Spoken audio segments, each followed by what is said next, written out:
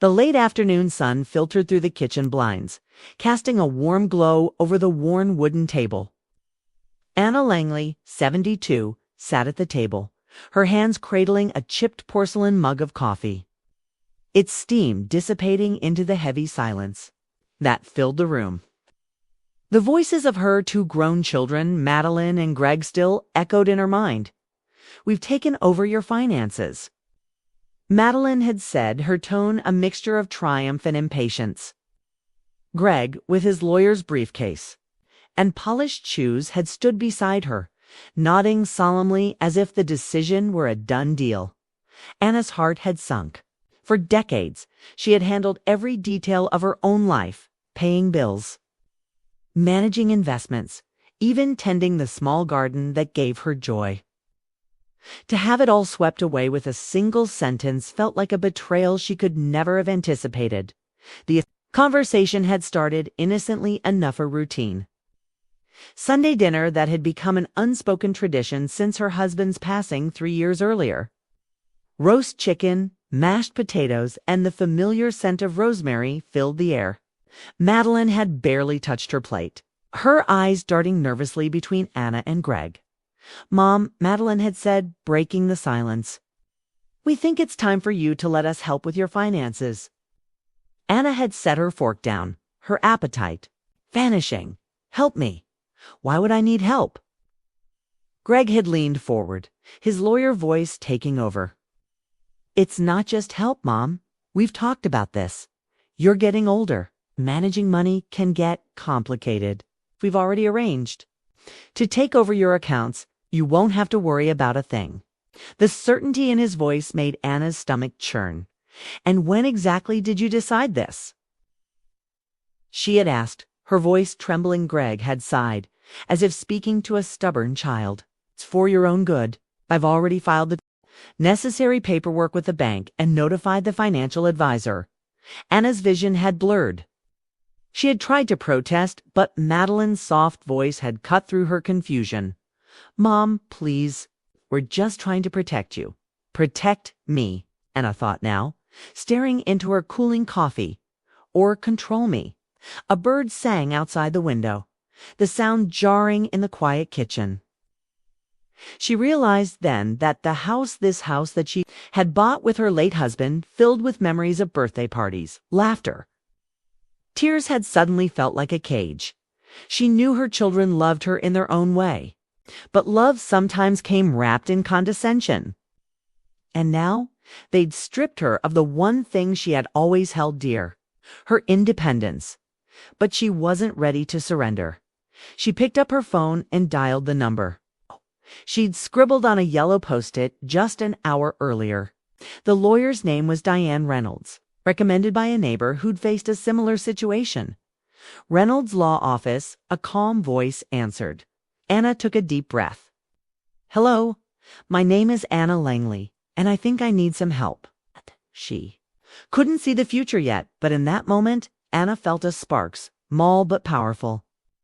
A reminder that, even at 72, she was still the author of her own life.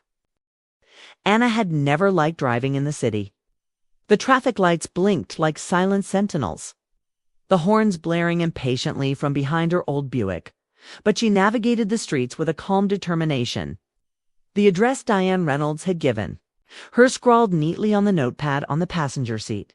She found the building a modest, 2-story structure of red brick with a small brass plaque near the entrance that read Reynolds' Law Office. The sign was simple, yet something about its understated dignity made Anna's heart beat a little steadier. Inside, the waiting room was warm and inviting. Potted plants lined the windowsill, and a few framed photographs of smiling families adorned the cream-colored walls. The receptionist, a woman in her 30s with kind eyes and a gentle smile, looked up from her desk. "Mrs. Langley?" she asked. Anna nodded, clutching her purse a little tighter. "Ms. Reynolds will see you now. Please, right this way." I followed the receptionist down a short hallway to a glass-paned door. The name Diane Reynolds was etched in gold. A polite knock. Then the door swung open.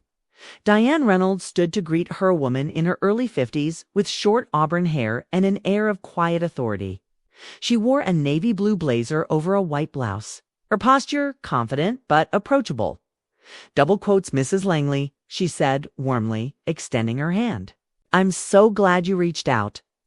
Anna shook her hand, feeling a flicker of relief. "Please, have a seat." Diane gestured to a comfortable-looking chair across from her desk. Anna settled in, feeling the weight of the past few days pressing down on her chest. I wasn't sure if I should call," Anna began, her voice hesitant. "But my children, they said they're taking over my finances." She paused, searching Diane's eyes for judgment, but found none. Diane listened attentively, leaning forward with a reassuring nod. "I see," she said softly. "I don't. You tell me exactly what happened." Anna recounted everything: the dinner table conversation, paperwork she'd never seen, the feeling of being boxed out of her own life. With every word, the knot in her stomach loosened just a little. When she finished, Diane took a deep breath. "Anna, I understand how overwhelming this must feel. Unfortunately, it's more common than you might think. Adult children sometimes, with good intentions, sometimes not step in to help and end up crossing boundaries." Anna's eyes widened. "But can they really do that? Just take over everything?" Diane's expression was thoughtful. "They can try, but that doesn't mean it's legal or right. Do you remember signing any documents giving them power of attorney?" Anna thought hard, shaking her head. "No, I don't think so. Maybe I signed something at the bank once, but I didn't really understand it." "That's where we start," Diane said firmly. "We'll need to review any paperwork they've filed. If they acted without your informed consent or pressured you into signing something you didn't fully understand, we can challenge it." Anna felt a wave of relief wash over her. She hadn't realized how heavy the burden had been until that moment. "Thank you," she whispered. Diane smiled, her eyes kind but steely. "You still have rights, Anna, and you still have a say in your own life. Let's make sure they remember that." Anna left the office with a small folder of documents and a growing sense of hope. She stepped back out into the sunshine, the late afternoon breeze brushing her face like a gentle reminder. Her story wasn't over, no matter what her children thought. She was still the woman who'd built a life, raised a family, and overcome heartbreak. And she wasn't about to let that legacy slip away. Anna's hands trembled as she unlocked the front door to her house. The late afternoon sun had dipped behind the rooftops, casting long shadows across the living room floor. The familiar creak of the old oak floorboards greeted her, a sound that had always felt like home till now. She set the folder from Diane Reynolds on the coffee table, the neat stack of documents like a lifeline. But the relief she'd felt at the lawyer's office had been slowly replaced by a cold realization. Madeline and Greg would not accept her defiance easily. She knew them well. Madeline with her sweet smile that too often masked a steely determination, and Greg with his polished lawyer persona that sometimes forgot compassion. They were her children. She'd raised them to be strong and independent. She'd just never imagined that strength would be turned against her. Her phone buzzed. A text from Madeline. "We need to talk. Call me when you get home." Anna's breath caught in her throat. She hesitated, then dialed the number with trembling fingers. Madeline picked up on the first ring. Where have you been?" "Greg and I have been trying to reach you all afternoon." Anna closed her eyes, steadying herself. "I was at a lawyer's office." There was a pause, a momentary silence on the other end that felt like a thunderclap. "A lawyer?" Madeline's voice was sharp, incredulous. "Why would you need a lawyer?" Anna forced herself to speak slowly, clearly. "Because you and Greg have taken steps without my consent. Diane Reynolds is helping me understand my rights." Madeline's tone shifted from surprise to exasperation. "Mom, we're only trying to help you. You're getting older and things are complicated now. Just want to make sure everything's handled properly." Anna's eyes fell on the framed photo on the mantelpiece of family vacation in Maine, years ago. Madeline and Greg were teenagers. Then, arms draped around her shoulders, all of them smiling. How had they drifted so far? "Madeline," she said, her voice firm, "I know you think you're helping. But you made decisions about my life without asking me. That's not help. That's control, and I won't stand for it." Another silence. She could almost hear Madeline's mind racing on the other end. "Mom." "You're being unreasonable," Madeline said finally, her tone brittle. "Greg is a lawyer. He knows what's best. You have to trust us." Anna's jaw tightened. "Trust is earned, Madeline? And right now, I don't feel like you've earned it." Before Madeline could reply, Anna hung up.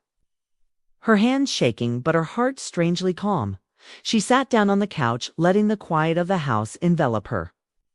She knew this would not be the last difficult conversation she'd have with her. Children? Diane had warned her. Challenging her own family would be one of the hardest things she'd ever do. But for the first time in weeks, Anna felt like she was reclaiming something that had been slipping through her fingers: her autonomy, her dignity, her right to decide how she would live the rest of her life.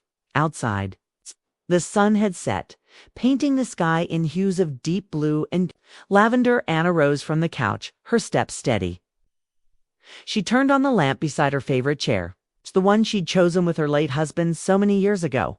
She would face whatever came next, no matter how hard, 'cause she had a right to her own life, a right no one, not even her children, could take away without a fight. The following morning, Anna woke with a dull ache in her chest, a mix of apprehension and determination. She pulled aside the bedroom curtains, letting the morning light filter in. The neighborhood she'd called home for over 40 years was just beginning to stir. Children rode their bikes. A man in a suit hurried down the sidewalk, and an elderly couple strolled hand in hand, enjoying the cool breeze. Anna drew strength from these small, ordinary scenes of life continuing. She dressed in a pale blue blouse and gray slacks, clothes that made her feel steady and composed. Dan made herself a cup of tea. She sat at the kitchen table, the scent of chamomile rising around her, and flipped through the folder Diane Reynolds had given her. Inside were documents she barely understood: forms, financial statements, and a detailed summary Diane had prepared explaining what rights she still had. Anna had always prided herself on being organized and independent. Ouch. But the legal language felt like a foreign tongue.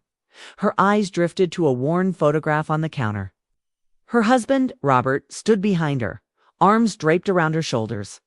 His smile was warm, protective, a reminder of the man who'd always believed in her strength. He'd passed 3 years earlier, and though the grief had softened, the emptiness remained. She traced his face with her finger. "I wish you were here," she whispered. A sharp rap at the door pulled her back to the present. She set down the photo and walked to the entryway, her heart thudding. Greg stood there, briefcase in hand, suit jacket neatly pressed. His expression was controlled, but the tightness around his eyes betrayed his frustration. "Mom," he said, forcing a smile, "can I come in?" Anna hesitated, but then stepped aside. "Of course. Think we need to talk." Greg walked in and set his briefcase on the coffee table. He remained standing, towering slightly over Anna as she sat. "Mom, I'm worried about you," he began. His tone was calm, rehearsed. "Madeline and I just want to make sure you're taken care of. It's not about control, it's about responsibility." Anna met his gaze, unflinching. "Responsibility is something I've always taken seriously, Greg. I've managed my own affairs for over 40 years. I raised you and Madeline. I took care of this house. I planned for retirement." Greg sighed, his jaw tightening. "I know you did, Mom, but things change. You're older now. Mistakes can happen." Anna shook her head. "I'm not a child, okay? And I'm not incompetent. You made decisions behind my back. That's not protecting me, Greg. That's disrespecting me." He opened his mouth to protest, but Anna held up a hand. "I met with Diane Reynolds. She's helping me review what you and Madeline have done. If you forced my hand with any paperwork I didn't fully understand, or if I was pressured, I'm going to challenge it." Greg's eyes widened, and his voice rose slightly. "Mom, that's not necessary. We're family. This should stay within the family." Anna felt her heart harden. Family respects each other's choices. Family doesn't decide someone else's life without their consent. The room was charged with a heavy silence. Greg shifted uncomfortably, running a hand through his hair. "Look, Mom, I don't want this to get ugly. Let's just talk it through, okay?" Anna stood, her back straight. "We are talking it through. Okay, I'm telling you. I will fight this if I have to." Greg's eyes flickered surprise, perhaps a hint of admiration, but he quickly masked it with a polite nod. "Okay," he said, gathering his briefcase. "We'll talk later." Anna watched him leave, the door closing softly behind him. She felt a tremor run through her: fear, anger, and something else: resolve. She sat down, the late morning light pouring through the window. She opened Diane's folder again, reading the first page carefully. For the first time in days, she felt a surge of confidence. She might not know every detail yet, but she knew one thing: this was her life, and she would fight to keep it her own. Anna spent the next few days in a rhythm that felt both exhausting and strangely empowering. Each morning, she woke early and made her tea. The kitchen, with its familiar creaks and worn tiles, became her command center. She spread out the papers. Diane had given her, carefully annotating notes in the margins, highlighting questions she wanted to ask and points she didn't understand. Every detail mattered now. One morning, she found herself at the local library, a place she hadn't visited in years. Rows of books and the soft rustle of pages felt comforting. She settled into a wooden chair by the window with a stack of pamphlets and guides on elder law, estate planning, and financial management. The librarian, young woman with kind eyes, noticed Anna's pile of books and offered help. "Doing some research?" she asked with a smile. Anna nodded. "It's just making sure I know my rights," she replied, her voice firm. The librarian smiled approvingly. "Good for you. Knowledge is power." Anna left the library that day with a renewed sense of purpose. She realized she'd been underestimating herself. She'd always believed her children had her best interests at heart. But now she saw that love and control could sometimes blur into something more complicated. Something she couldn't allow to continue. That evening, as the sun dipped low and the house settled into its quiet rhythm, Anna picked up the phone and dialed Diane's number. "Diane, it's Anna," she said when the lawyer answered. "Anna, I was just going to call you tomorrow. How are you holding up?" Diane's voice was warm but professional, and it gave Anna strength. "I'm ready to take the next step," Anna said, her voice steady. "I've read through everything. I want to know exactly what legal rights I have, and I want to know what we can do to undo what Madeline and Greg have done if it was done without my consent." Diane sounded pleased. "That's exactly the right mindset. We'll need to request copies of any documents they filed, power of attorney forms, financial account changes, anything. If they filed anything without your clear consent, or if they pressured you into signing something you didn't understand, we can challenge it in court." Anna nodded, though Diane couldn't see her. "I think they counted on me being too tired or too scared to fight back." "That's common," Diane agreed. "But you're not powerless, Anna. This is your life, and you have the right to decide what happens to it." A soft hum filled Anna's ears as she processed Diane's words. She realized that no matter what happened next, no matter how hard the conversations, how many nights of doubt she had already taken the most important step, she'd refused to surrender. After they hung up, Anna sat alone in the living room, the evening light washing the walls in amber hues. The house felt alive again, not just a shell of memories, but a space that still belonged to her.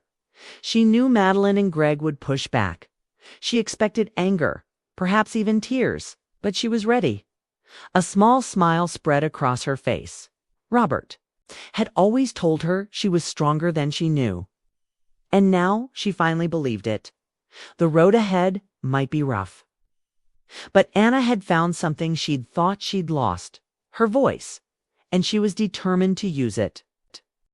The phone rang just after lunch, and Anna felt a knot tighten in her stomach as she recognized Madeline's number. She'd been expecting this call. She inhaled deeply, steadying her nerves before answering. "Hi, Madeline," she said, her voice calm but firm. "Mom?" Madeline's tone was tight, her words clipped. "Greg told me about your meeting with that lawyer. Are you really planning to fight us on this?" Anna closed her eyes for a moment, imagining Madeline's expression hurt, maybe, but also a steely determination she'd seen before. "I'm not fighting you, Madeline," she said, choosing her words carefully. "I'm standing up for myself." Madeline let out an exasperated sigh. "Mom, we're trying to make things easier for you. You've been through so much these past few years. Letting us handle things your accounts. The bills means you can focus on enjoying your life." Anna felt a surge of frustration. "Enjoying my life means making my own decisions. I appreciate your concern, but taking control of my finances without my knowledge or consent is not the kind of help I want or need." There was silence on the line, heavy with tension. "Mom, this is ridiculous," Madeline finally snapped. "Greg is a lawyer. He knows what he's doing. You can't possibly understand all these documents and legal terms. Oh, why would you even want to deal with this at your age?" Anna's heart pounded in her chest. "'Cause it's my life, Madeline," she said, her voice trembling but resolute. "And I want to live it on my terms." Madeline's voice dropped to a whisper, her anger giving way to something more fragile. "But what if something happens to you? What if you make a mistake? We're just trying to protect you, Mom." Anna softened for a moment, her heart aching at the genuine worry she heard in her daughter's voice. "I know you're trying to protect me," she said gently. "But taking away my choices, my freedom is not protection. It's control. And I won't let you do that." Madeline was quiet for a long time. Anna could almost feel the struggle. On the other end of the line, "Mom," she said finally, her voice small, "I just don't want to lose you." Anna felt tears sting her eyes. "You won't lose me, sweetheart, but you have to let me live my own life." Madeline's sigh was long and weary. "I don't know if I can accept this." Anna's voice was firm, but kind. "You don't have to accept it, but you do have to respect it." The call ended with a heavy silence that settled in Anna's chest like a stone. She placed the phone down, wiping a tear from her cheek. She knew that this was only the beginning. Diane had warned her that the legal process could be long and complicated and that family relationships might get strained before they got better. That evening, Anna made herself a simple dinner. She sat at the kitchen table and let the quiet sink in, the tick of the old clock on the wall a steady reminder of the passing time. She picked up the folder from Diane and began reading again, determined to understand every line, every clause, every right that was still hers to claim. She thought of Robert, how proud he'd be of her now, refusing to be sidelined. She let his memory give her strength, whatever happened next. Anna Langley knew one thing for certain. She was no longer afraid to stand alone. She was prepared to fight for her independence, even if it meant standing up to the people she loved most. And she would not back down. A week had passed since Anna's tense conversation with Madeline. The emotional fallout lingered, a dull ache beneath the surface. But Anna was determined not to let guilt derail her resolve. She spent her days gathering every document she could. Find old bank statements, insurance forms, copies of property DIs, and sorting them into neat piles on the kitchen table. The process was exhausting, but it gave her a sense of control she hadn't felt in weeks. Each paper was a small piece of her life, and she was reclaiming it one page at a time. One morning, she met with Diane Reynolds again at the lawyer's office. Diane greeted her with the same calm warmth that had put Anna at ease from the very first meeting. "Anna, you've done an incredible job organizing everything," Diane said, flipping through the neatly labeled folders. "This will make it much easier to build a case if we need to challenge any documents your children filed on your behalf." Anna sat a little straighter. Just want to make sure I understand everything. I don't want any surprises. Diane nodded approvingly. That's exactly the right attitude. She paused, glancing at a particular document. Now, here's the power of attorney form your son filed. Did you knowingly sign this? Anna studied the paper, the signature at the bottom familiar, but also distant. She remembered Greg handing her a stack of papers one evening, telling her it was just routine stuff, but she hadn't fully read the contents. Her stomach sank. I didn't understand what it was, she admitted, her voice catching. I trusted him. I thought it was something to do with the bank. Diane's eyes hardened. That's called undue influence, Anna. If he misled you about what you were signing, we can absolutely challenge this in court. Anna's heart leaped. You really think I can win? Diane smiled, a quiet strength in her eyes. I do, but it will take time and it won't be easy. Your children will probably fight back. Are you ready for that? Anna felt a tremor run through her, not of fear, but of determination. I am. I've spent my life making sacrifices for my family. Now I need to fight for myself. Diane leaned back in her chair, satisfied. Then let's get started. Back home, Anna felt lighter than she had in months. She knew this was only the beginning. There would be hearings, meetings, perhaps even tears. But she no longer felt powerless. That evening, she called Madeline Mom. Madeline answered cautiously. Hi, sweetheart, Anna said, her voice soft but firm. I want you to know that I've decided to challenge the paperwork Greg filed. I'm not doing this to hurt you, but I need to stand up for myself. Madeline's sigh came heavy and resigned. I just wish you'd trust us. Anna's chest tightened. I do trust you to love me. But that doesn't mean I have to give up control of my life. Madeline was silent for a long time. Then, in a voice small and broken, she whispered, I just don't want you to get hurt. Anna's eyes welled with tears. I know, honey, but sometimes not fighting is the way we hurt ourselves most. They ended the call in a fragile truce. Anna stared out the window at the darkening sky. She thought of Robert and the strength he'd always believed she had. She would see this through no matter how hard it got, because this was her life. And she refused to let anyone, no matter how well-meaning, take that away from her. Anna awoke early, the morning light creeping through the slats of her bedroom blinds. She felt the weight of the day ahead, a meeting with Diane to prepare for the first court hearing. It felt surreal that her own children had forced her into a legal battle. But at least now she felt prepared. She dressed carefully in a navy blue dress and a simple necklace Robert had given her on their 30th anniversary. It gave her courage to wear it, as if his steady hand was on her shoulder. The drive to Diane's office was calm. The early morning traffic hadn't yet reached its frantic rhythm. Anna parked and gathered her folder, the pages inside now neatly annotated with yellow sticky notes and careful questions.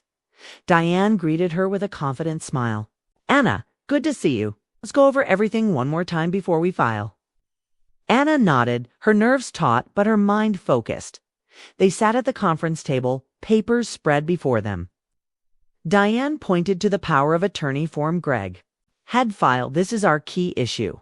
You didn't fully understand this document when you signed it, and Greg didn't explain it properly.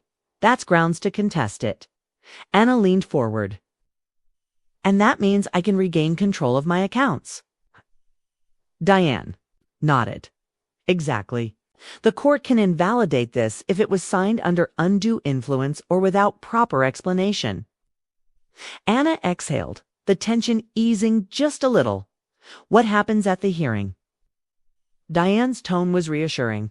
It's not a criminal trial. It's a civil hearing. The judge will review the evidence, your testimony, the documents, and Greg's statements. Will argue that you were not fully informed and that you want to revoke any powers they've taken. Anna's hands trembled slightly. Will Madeline be there?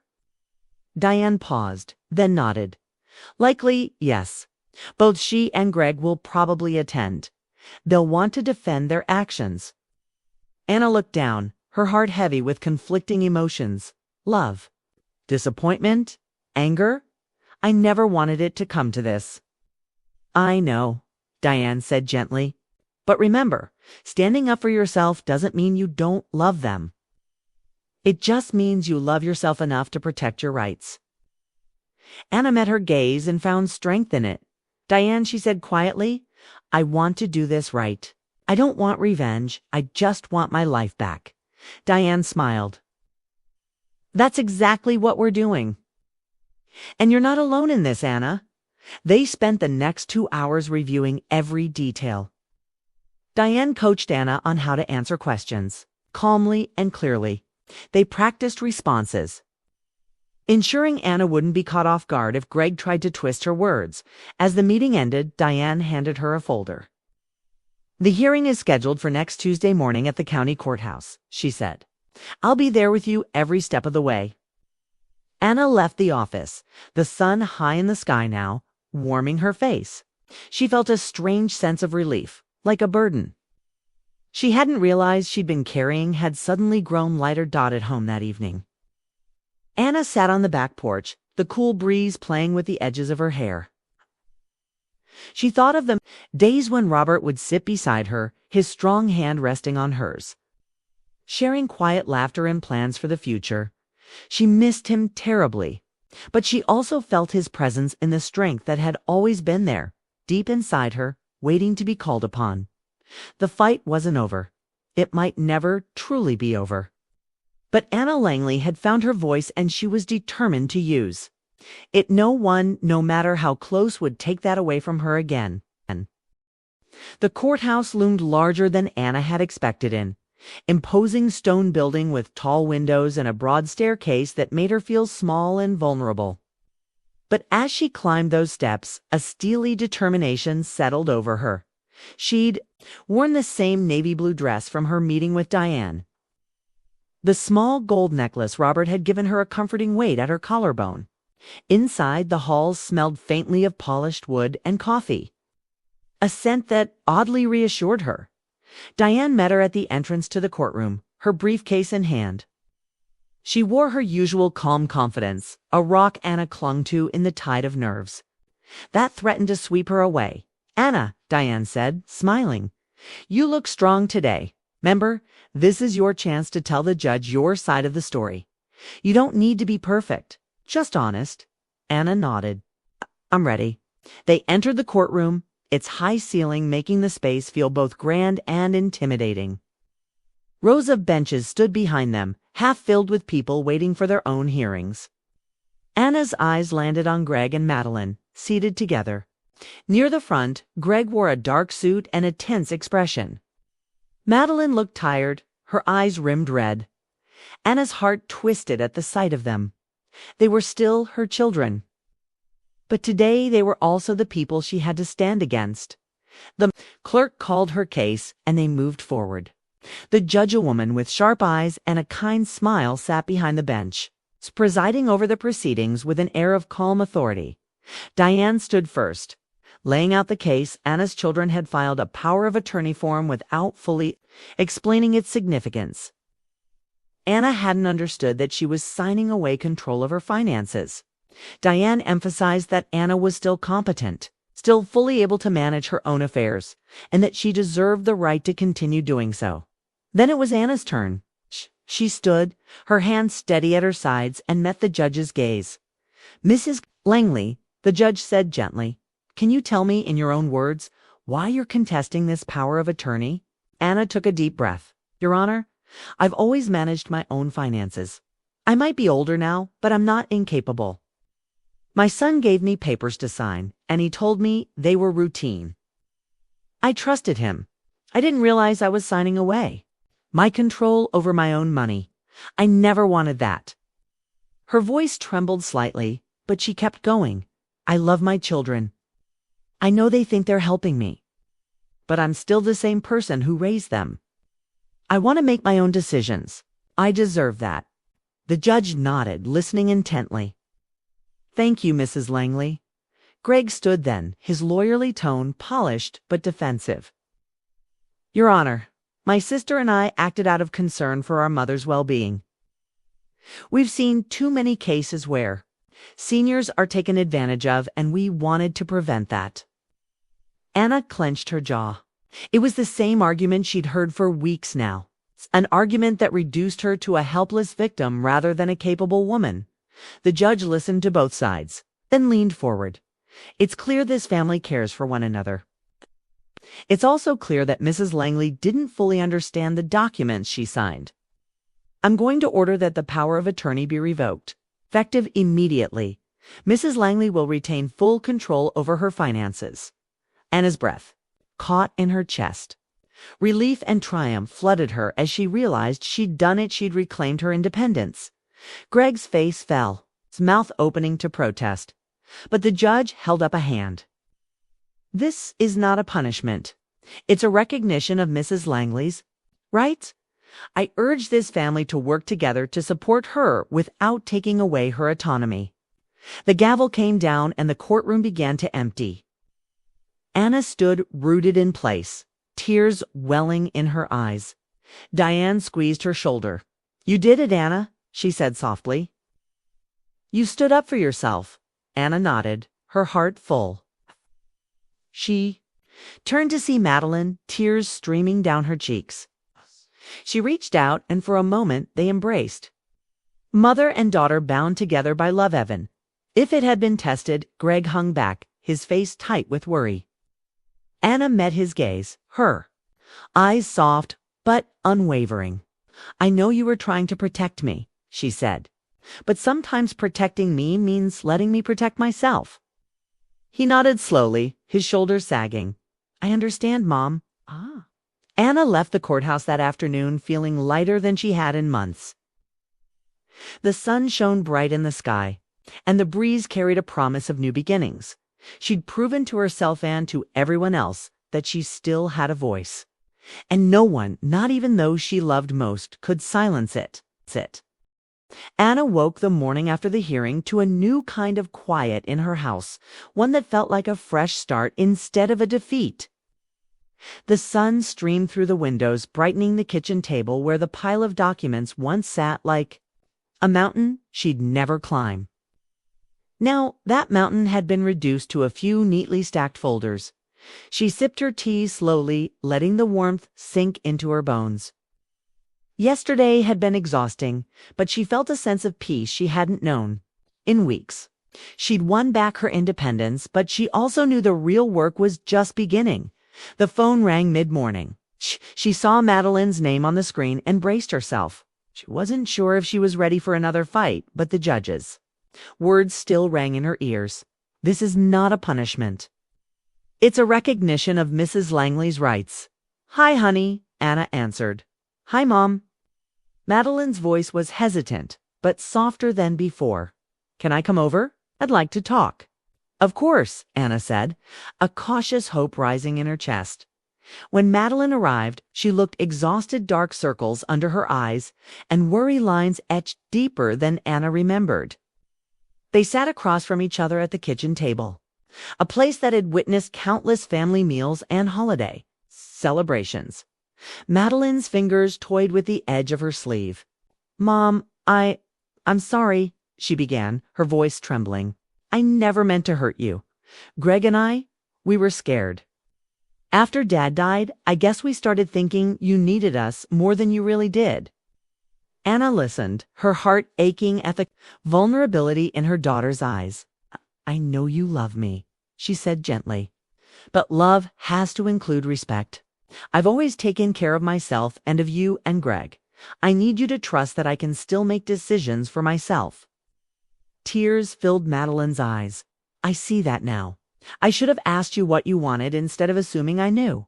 Best, Anna reached across the table and took her daughter's hand. I know you were trying to help, Madeline, but I need to be the one in charge of my life. That's not about rejecting you, it's about me staying true to myself. Madeline nodded, her tears falling freely now. I promise I'll do better, Mom. I want to help, but only in ways you want me to. Anna squeezed her hand. That's all I've ever wanted. Later that afternoon, Anna called Greg. He was quieter, more reserved. "Mom, I let my job get in the way," he admitted. "I thought I knew what was best because I'm a lawyer. I didn't mean to bulldoze you." Anna smiled sadly. "I know. But from now on, I need you to treat me like the capable woman I am." "I will," Greg promised. "I'm proud of you, Mom. You fought for yourself and you were right." Anna hung up, feeling a cautious optimism. The hearing had changed more than just her legal status, had forced her children to see her not just as a mother to protect, but as a person with her own voice. That evening, she stood in the backyard watching the sun set behind the oak trees. She thought of Robert, of the life they'd built together, and the lessons he'd taught her about resilience. She felt his presence in the warm breeze that danced through the leaves, and she knew he'd be proud. Anna Langley had fought for her. Freedom and won. But even more important, she'd begun to heal the wounds in her family, rebuilding the trust that had nearly crumbled. She wasn't done yet. Life was full of battles, some small, some large, but she was ready for each one because this was her life, and she would live it on her own terms, surrounded by love, but never defined by it. Anna Langley had always been a woman who found it hard to say no. Throughout her life, she'd been the one people leaned on: Robert, the kids, even neighbors with a sick pet or a broken fence. She'd always believed that helping others was part of who she was. But as she sat at the kitchen table, a fresh cup of coffee steaming in front of her, she realized that saying no wasn't just about refusing others. It was about reclaiming herself. Her phone buzzed. A message from Greg. "Mom, can I come by this afternoon to help with the bank paperwork?" A week ago, Anna might have said yes without hesitation, worried he'd feel rejected. But after everything that had happened, the court hearing, the hard conversations, she felt a new strength. She picked up the phone and called him instead of replying with a quick, "Obliging, sure." "Greg," she said when he answered, "I appreciate the offer, but I'm going to handle the bank paperwork myself today. If I run into something I don't understand, I'll call you. But I need to do this on my own." There was a pause. Then Greg's voice, softer than she expected. "Okay, Mom, I understand. Call if you need me, though." Anna smiled, feeling lighter already. "I will. Thank you." She hung up and took a sip of coffee, savoring the warmth. It tasted like freedom. Later that morning, she headed to the bank with her folder in hand. The teller, a young man with a friendly smile, greeted her by name. "Good morning, Mrs. Langley. What can we help you with today?" Anna handed him the forms Diane had prepared. "I'd like to update my accounts to reflect that I'm the sole authority," she said confidently. "No one else has power of attorney over me anymore." The teller nodded, scanning the papers. "Course, Mrs. Langley. Let's take care of that." The process was straightforward, and Anna felt a surge of pride as she signed her name on each dotted line. Her signature, firm and steady, felt like a declaration. "I am in control of my own life." On the way home, she stopped at the small park, where she used to take Madeline and Greg when they were little.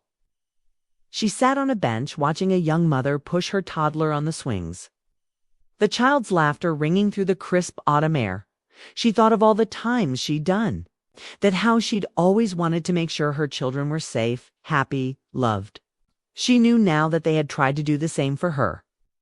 But in their eagerness, they'd forgotten that she was still the same strong, capable woman who had taught them to stand on their own feet. As the breeze rustled the golden leaves around her, Anna felt a sense of calm wash over her. She knew the road ahead wouldn't always be easy. There would be more conversations, more moments when saying no might feel like breaking her children's hearts. But she also knew that saying no was sometimes the greatest act of love she could give to herself. And to them, she stood, brushing a leaf from her coat, and walked toward her car. She felt lighter than she had in months. Each step a small but significant claim to the freedom she'd fought so hard to regain. This was her life, and she would live it, one decision at a time, with her head held high and her heart open. A month had passed since the court hearing, and life had settled into a new, more peaceful rhythm. Anna woke each morning with a sense of possibility rather than dread. A quiet excitement about the day ahead. The leaves outside her window were just beginning to blush with the colors of late autumn, the air crisp with the promise of change. She wrapped herself in a soft cardigan and sat at the kitchen table, enjoying the morning light. Her phone buzzed. It was Madeline. "Hi, Mom. Are you free for lunch today? I'd love to catch up." Anna smiled. She could hear the effort in her daughter's message, the tentative step toward rebuilding trust. "Yes," she replied. "I'd love that. Let's meet at the cafe on Main Street at noon."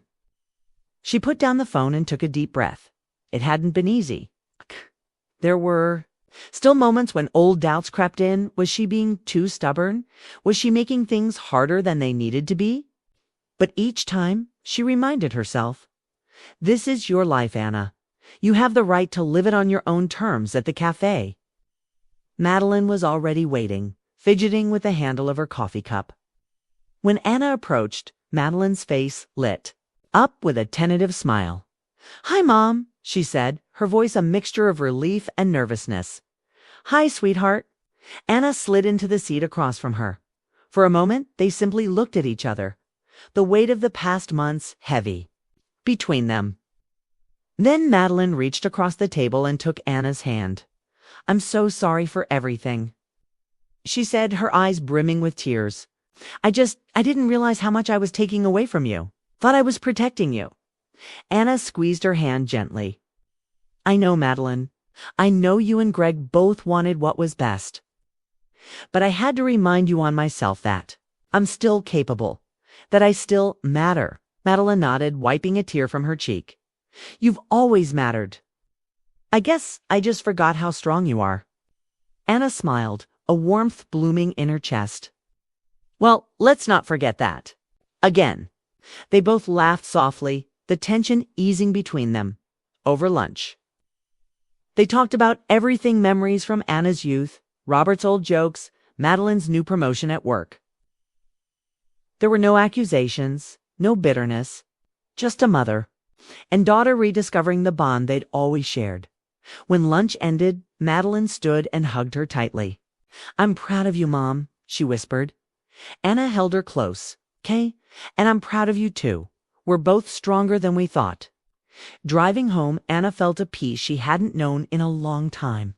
The road stretched ahead, lined with trees shedding their leaves in the crisp autumn wind. She thought of Greg, to how he'd texted her last week to apologize and offered to help her with her taxes. If she wanted it, she knew they were learning, just as she was. Learning that love and respect had to go hand in hand. At home, she settled into her favorite chair by the window, the one Robert used to claim during the evenings. She picked up a novel she'd been meaning to read, but before she opened it, she paused, letting the silence settle around her.